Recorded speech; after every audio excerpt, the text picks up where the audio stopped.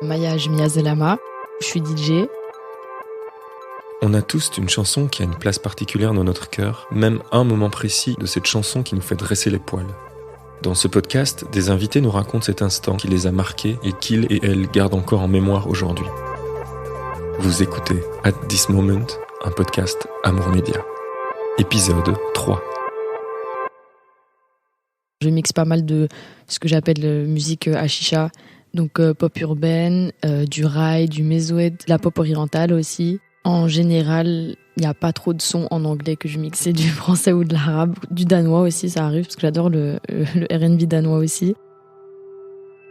Je suis principalement une jeune réalisatrice et directrice de casting. C'est ce qui me prend le plus de temps dans ma vie de tous les jours, même si je suis aussi DJ, je fais aussi de l'événementiel. Et en fait, même dans mon cinéma, la musique, elle est trop importante. Déjà dans le processus d'écriture, mais même dans le film même.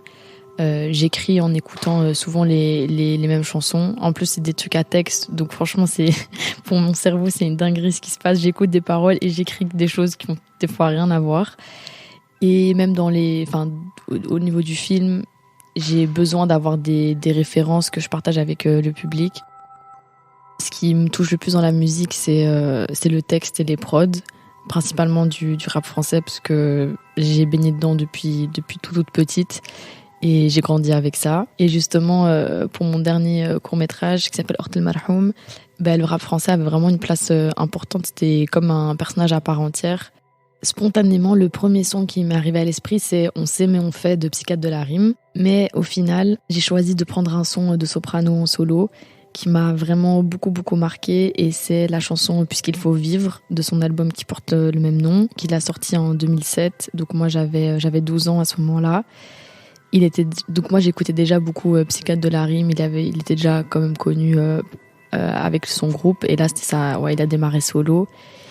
Et je rappelle à l'époque, il n'y avait pas YouTube, enfin en tout cas ce son n'existait pas sur YouTube, et c'était sur un site, je sais même pas, c'est des sites où tu pouvais écouter des musiques, et du coup tu pouvais écouter quelques sons de Puisqu'il faut vivre. Et un peu plus tard, j'ai eu le CD que j'ai tué dans mon Discman, dans ma petite radio, et que je prenais avec quand on allait en voiture jusqu'en Tunisie. L'album de manière générale m'a accompagné, mais encore plus ce son. En fait, il me fait grave penser à Diams, parce que c'est le même effet qui me faisait tous les deux. J'ai beaucoup hésité à prendre un son de Diams aussi, parce que justement, c'était des gens qui étaient tellement écorchés vifs. Et ça a parlé à tellement de monde, en fait, et de tous les âges. Enfin, maintenant, je me rends compte, je me dis, ah ouais, je suis vraiment de tous les âges, en fait. Et ça se voit que c'est personnel, et je trouve ça fou qu'une expérience aussi personnelle, elle puisse toucher autant de gens, et qu'autant de gens se reconnaissent là-dedans. Et tu vois ça même pendant les concerts et tout, parce que, du coup, j'ai vu plusieurs fois Psychiatre de la Rime en concert, et peut-être une fois Soprano seul, je sais plus. Ouais, au moins une fois. Et tu sens les gens dans le public quand ils chantent, c'est avec le cœur. Ils sont pas en train de réciter une chanson, c'est les tripes qui parlent. Maintenant, avec le recul, quand j'écoute ce son, j'arrive pas à l'écouter souvent parce qu'il est très très lourd. Il me met dans un mood bizarre. Enfin, c'est tellement intense que je l'écoute dans des moments où j'ai besoin, où je me sens très seule, mais en même temps, c'est positif. C'est un peu bizarre. Mais avec le recul, c'est hyper trash pour une fille de 12 ans, en fait. Je pensais que j'étais grande à 12 ans, mais là, avec le recul, je me dis, à 12 ans, t'es un enfant, en fait. Et un texte comme ça, qui parle aussi ouvertement de ma lettre, ouais, je me dis, ah ouais, c'est violent quand même. Mais c'est un son qui m'a rassurée, en fait, qui me faisait me sentir moins seule, parce que je l'ai découvert à un moment de ma vie où j'ai vécu un gros drame. Et du coup, je me reconnaissais grave dans ces paroles, et j'ai même retrouvé de mes anciens Skyblock où je mets des photos de soprano, et de l'album Puisqu'il faut vivre où j'écris ouais, c'est mon grand frère spirituel et tout. Au début, ça commence très calmement, je pensais au piano, je sais même plus.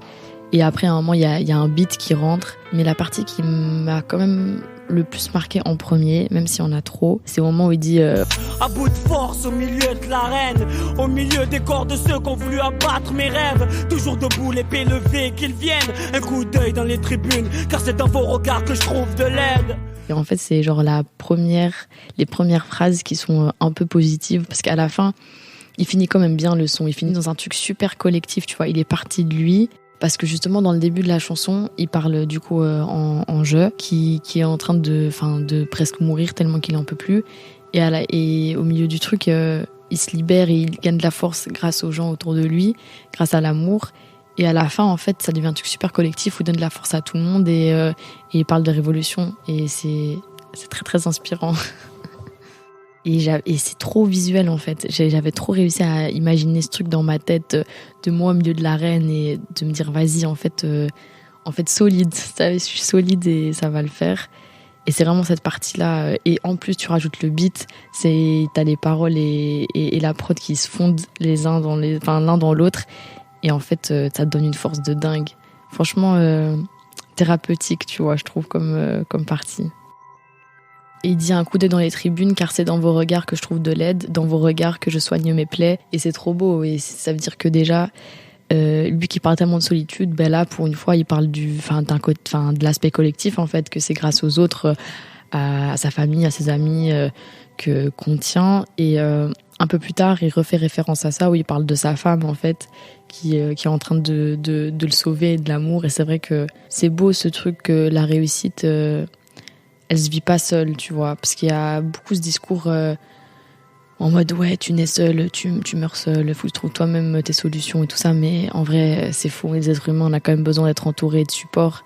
Et ce truc d'être au milieu de l'arène, il y a les gens qui t'ont fait du mal ou les coups durs de la vie qui t'ont mené au plus bas. Mais en fait, t'as des gens qui te donnent de la force, de l'amour, qui sont là aussi, qui te regardent. Je reboucle justement sur la partie la famille, les potes, le soutien dans les tribunes, dans les gradins. Peut-être toi tu peux faire un lien avec le projet que vous avez en collectif avec Blédard et des trucs comme ça, et justement c'est quoi l'émulsion qu'il y a entre vous c'est trop marrant que tu fasses ce parallélisme parce que j'y avais pas pensé et c'est trop vrai. Parce qu'en plus à la fin de Puisqu'il faut vivre, il fait une dédicace à tous les membres de Psychiatre de la Rime. Et en fait, tu comprends l'amour qui leur porte. Alors qu'en général, quand les artistes partent en solo, il y a toujours un truc on a l'impression que c'est parce qu'ils disputaient avec les gens du groupe et qu'il y a des histoires d'ego et tout. Alors que il y a plein de fois où ça se passe bien, mais on est tellement dans une société de compétition et de rivalité qu'on se rend pas compte que, en fait, ça peut se passer mieux que ce qu'on ne pense. Et c'est un peu pareil avec Blédard. On est un collectif qui est devenu une ASBL. Ça fait plus de 3 ans qu'on existe à Bruxelles et c'est une ASBL bilingue. Et notre but, c'est de donner de l'espace aux jeunes issus de l'immigration à travers l'art et la culture. Et on le fait via plein de choses différentes, donc principalement de l'événementiel. On organise des workshops de DJing, des workshops de théâtre, des reading groups, des conférences.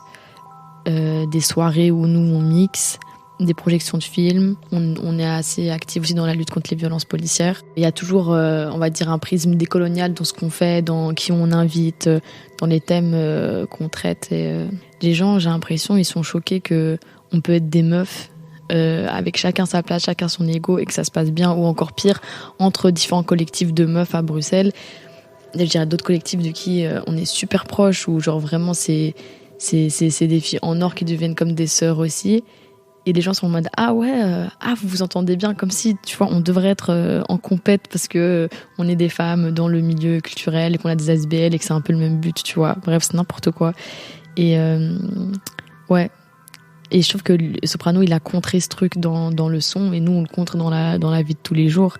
Je veux dire, moi, ma vie, elle est basée de manière collective, en fait.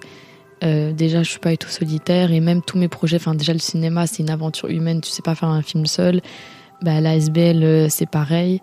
Et après, il faut accepter que ça se passe pas toujours bien, tu vois, c'est logique, c'est comme dans toutes les relations humaines. Surtout, plus on est, être plus de deux, déjà les relations de couple ou d'amis, 2 personnes, c'est compliqué. Mais alors, des relations aussi intenses que dans un collectif ou dans un groupe où t'es plus, forcément c'est compliqué, mais c'est ce qui rend aussi la chose plus belle, je trouve. Et vous, c'est quoi votre moment explosion de cerveau ? On vous laisse jusqu'à la semaine prochaine pour y penser et enregistrer un vocal sur amourchips.com/@thismomentpodcast. Le lien est dans la description. D'ici là, retrouvez-nous sur les Instagram. Quant aux morceaux, on les a compilés dans une playlist Spotify. Le lien est aussi dans la description. Dans le prochain épisode, on recevra Hugo, je suis batteur dans Annabelle Lee. Ce podcast est réalisé, monté et mixé par Maureen. L'habillage sonore et le générique sont signés Alain Deval, et c'est PLMD qui s'est chargé de l'identité visuelle.